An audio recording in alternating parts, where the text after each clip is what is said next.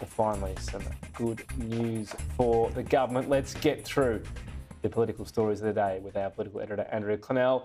Look, they won't be going the early crow again on inflation. Cautious comments. They were a bit. Yeah, they're not planting the flag, but they have to sort of seize on the good news, I guess. But it's good news, isn't it, today's monthly figure, albeit monthly's not as reliably. Could have been worse, couldn't it? Can I just ask the studio too, you read my ear at the moment, can you get out of my ear? Thanks.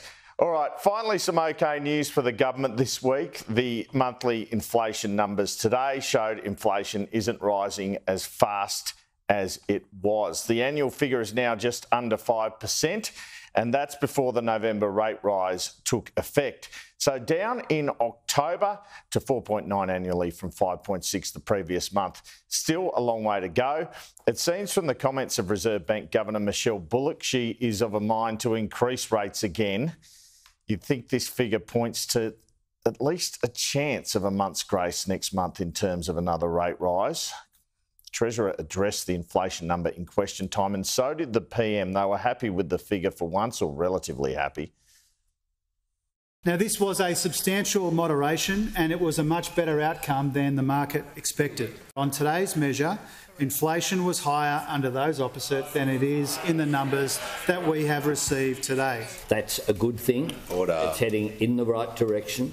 The measures that we've put in place are having an impact. It's not moving as quickly as we would like, but it does make a difference. For what it's worth, I'm predicting a pause. Michele Bullock's comments are interesting, though. It would be a real statement if she hiked again. I'm not ruling it out, but it'd be interesting, wouldn't it? Deutsche Bank are saying they think they'll lift them. Yeah. That's what they've just said, which surprised me too. I mean, I saw the figure and thought a pause. But I guess the concern is, if they think they have to be lifted, do you just get it out of the way next week, or do you wait till February? Yeah. And if that's the Reserve Bank's view... The advantage in February is by then, will you have the quarterly? I think you get the quarterly figure by then. So that'd be the advantage in waiting, wouldn't it? You get a better read of that December quarter.